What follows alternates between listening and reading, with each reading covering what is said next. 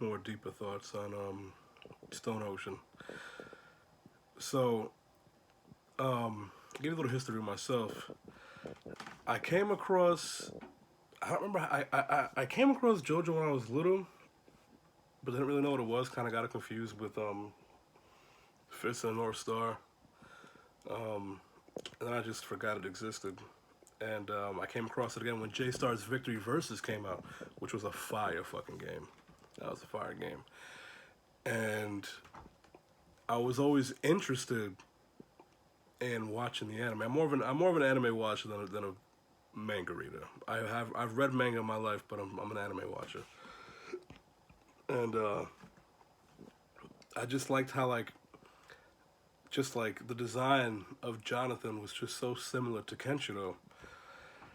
And when I heard that they were making an anime about Jonathan's story, I was hyped. I watched that shit immediately. Um, then they had Joseph's story. I watched that, and I really got sucked in. Like I always thought it was weird with the poses and the way they just dressed and shit. It was just weird as fuck to me. But I was able to get past that shit because it was fun. It was entertaining. It was kind of cool. It was just crazy, and it was just interesting and unique. Like I can't compare it to any other anime. It's different. That's why it's called the Bizarre Adventure, because it's bizarre as fuck, but it's like bizarre in a good way. It's in a cool way. It's fire. So I was always into it, but Jonathan was my favorite. I remember before I started watching it, everybody was a Jotaro fan. I didn't give a fuck about Jotaro. I was always into Jonathan. So when I finally got to watch Jotaro's season, I wasn't that into it. It's not whack, but for me it was the weakest of them all. Especially with Dio. I prefer Vampire Dio over um, Jonathan Joestar Body Dio with his stand, the world and all that shit. People love that world crap. I didn't. Um, so yeah, I kind of skimmed through Jotaro's season. There was a good portion I just skipped. I think it was like the whole desert thing I skipped, and some of the shit that did in Egypt I skipped. I also got annoyed when Avdol died because Avdol, he wasn't the first black character. He was the second because you had that kid in Joseph's season, but he was just a kid. Avdol was the first black dude to like actually fight alongside them, so I was tight when he was dead. But they faked his death. But then he died anyway, so I was still tight. So I didn't give a fuck about about Jotaro's season. The only thing I really liked about Jotaro's season, aside from Avdol, was having uh old man Joseph come back. 'Cause I like Joseph, you know. And like one thing I always liked about JoJo's Bizarre Adventure was like how it goes through the generations of the family. I always like that. That was fire to me, because most animes, like example Dragon Ball, where they once they have like they'll just keep the main character. They won't let the next generation become the main character. Um, so what you call it? So yeah, so then I got to Josuke season Stone Ocean, and I was just blown away. Like this story was just different from the rest. It wasn't on the same scale of danger. It wasn't on the same adventure where they travel so much. Like Jonathan traveled somewhat. Joseph traveled, and then Jotaro traveled OD. But this was just kept in that little town, and it was just so interesting and fun. Like the first half of it was just fun with their own little standalone stories for the most part, but they all interconnected in some kind of way. Plus, I loved seeing cameos from Jotaro. Like even though I wasn't a big Jotaro fan, I was a fan of his cameos. I just like having the connections to the past. And then the second half happened with Yoshikage Kira, and I was like, yo, I think I got his name right. This shit is fire. This story is insane. He's blown niggas up and shit, and it was just such a crazy story, especially the whole thing with his when he took over the dude's life and was like raising that kid, and the kid knew who he was and was like trying to get Josuke to find out, and like every time he told Josuke or somebody, they would die, and then time would repeat. That shit was just crazy, and I was like, yo, Diamond Unbreakable is the best season. It's the best arc. I love it. It was my favorite. Right? Then you had Journo season, which was cool. It was actually pretty fucking fun and cool. But I didn't like it more than Sun Ocean, but I liked it way more than Jotaro's, and I liked it more than Jonathan's, and I liked it more than Joseph's. But then Stone Ocean came out, and it just blew me away, bro. Especially because it was on Netflix, so it had way more gore. and had cursing. I'm an avid cursor. I love profanity. Without profanity, I feel like you're making it for kids. It needs to have profanity for me as a grown ass man. I just need that shit. So I was just loving that. It's more, the rating is different, you know, and it was just interesting, just everything that was going on. Like, so I came across Jolene. I had this JoJo game, Eyes of Heaven, I think it was something like that, and that's how I came across a lot of these later characters. Because by the time I got the game, I only knew about Jonathan, Joseph, and Jotaro. So I learned about Josuke and Giorno and Jolene from that game, amongst the other people from Steel Ball Run and JoJo Leon or whatever it's called, the later stuff that's coming. And so I was always interested because I was like, okay, this isn't like a like the other arcs where they skip like 2 or 3 generations. This is a direct next generation thing. This is Jotaro's daughter, Jolene. Like I gotta see what her show's about. So I was waiting years since I had that game. I was waiting years to see her story animated. So when I finally watched the shit, I was just blown away. The prison shit was just so captivating, bro. It was just different. I was just sucked in. And then Netflix later came out with the part 2, which was, to me, it was a little bit weaker than part 1, but it was still good. You know, it was still awesome because it's Jolene's season. But part 3, my nigga, that shit was fucking fire, bro. This shit is crazy. Oh my god! But I did have some issues. I had some issues with part 3. Like I mean, I like Poochie. You know, it was awesome that there was another black guy. I like there was a black dude in there, and he wasn't drawn like the way that I forget the name of the guy who makes JoJo's Bizarre Adventure, but I appreciate the way he draws black characters. He doesn't do it Akira Toriyama style or like a lot of other anime character people like from that time period. Because now current anime, they don't do that shit. They're not disrespectful. But back in the 80s and 70s, they were disrespectful. So I'm impressed by this guy because he wasn't disrespectful during that era.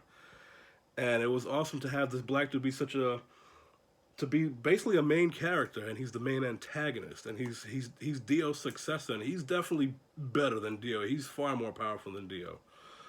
I didn't really agree or understand his goals.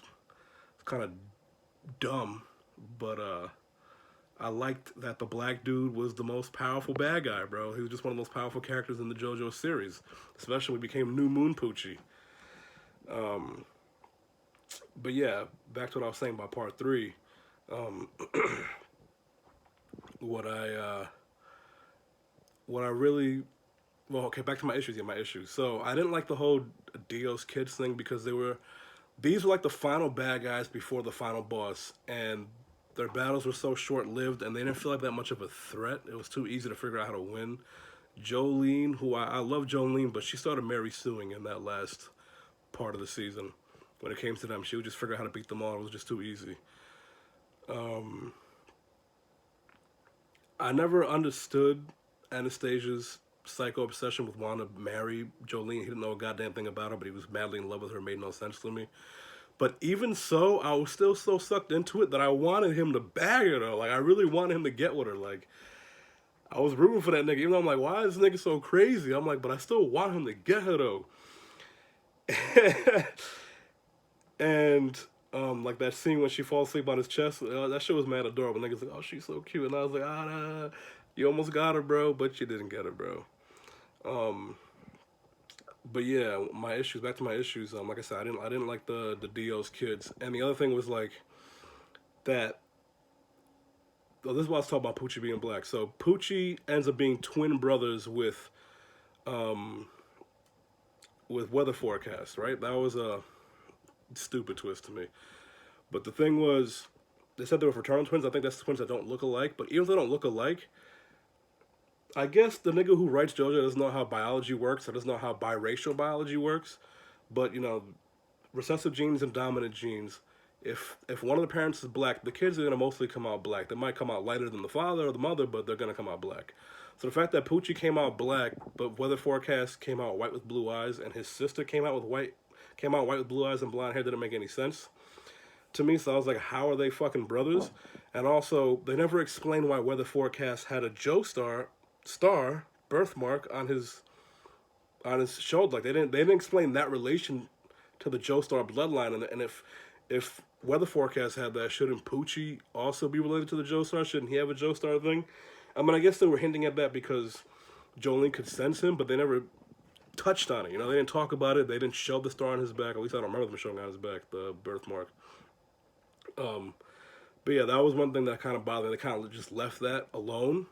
Like, are Poochie and Weather Forecast also children of Dio, or are they more like along Jotaro's bloodline? Like, they didn't explain that shit, and that was kind of annoying. That was actually, yeah, that was my main issue, was just they didn't explain that. Otherwise, the shit was fucking awesome. It was awesome, and fucking Poochie went through, his stand went through 3 transformations. That nigga's brolic, son. That nigga's powerful, son. That nigga was like changing the world and shit. He was changing space and time and shit. He is the most powerful motherfucker, bro. I love that. Make the black man the most powerful. I always love that kind of shit, man. Always. You'll always get my fucking attention when you do that kind of shit. But the ending, what I really want to talk about is like just how like this, the ending was just satisfying. Like Josuke season, the ending was satisfying too. Jono season didn't feel that satisfying, but Josuke season felt satisfying. But this one really felt satisfying because first, everybody died, right? I was not expecting everybody to die. And I didn't want to accept that. I was like, nah, they're not dead. They always mislead you with these shows. Usually the side characters die, but the main character always makes it out. Maybe one side character makes it out with them, but it's usually just the protagonist. But nah, they all died. Like, that shit threw me the fuck off. And then when they went back in time, or not in time, but into a new timeline, that shit threw me off even more. I don't know what the fuck was going on. Luckily, you know, they don't. This series doesn't just show you; they tell you. You know, for a lot of exposition through dialogue, a lot of it. Holy fuck. But that was kind of funny seeing the way Jotaro and Jolene looked. But what's satisfying was like I'm watching it, and when Ampario did the weather forecasting, which I was like, yo, like when is weather forecasting gonna come back into play? I always thought that the disc was gonna merge with Jolene or some shit, and she'd get some kind of stance to perform, where she gets weather forecast powers on her own. But I didn't expect this twist. Like when I saw Ampario use that shit, I was like, oh shit, she must really be dead because he's using this shit. But then I got hyped, like this nigga's about to fight. Like this is a great twist where you have a side character now become the hero who saves the day. Like, the protagonist lost, but this nigga is now the protagonist. Like, that was a fire twist. And, like, I was scared the whole time, like, nah, Poochie's gonna come out somehow and win, and then Jolene's gonna show up. But no, Emporio really fucked that nigga up and finished him, bro. That shit was so satisfying. And I was like, damn, so is it over? And then you saw everybody in the third timeline with Anastasia was now Anarchist. Jolene was Irene. I don't remember what Hermes' new name was. Aramis' new name was. But here they all are. They're back in their normal bodies. They just have new names now, new identities, but they're still the same people. And they didn't go through the same thing, so they're less aggressive, they're nicer. And, like, I was happy to actually see, like I said, I was rooting for Anastasia to get with her, so in this timeline, he's with her and shit. That was fire. She's finally in a happy relationship. She's not with some bullshit nigga. She's with Anarchist. She's happy.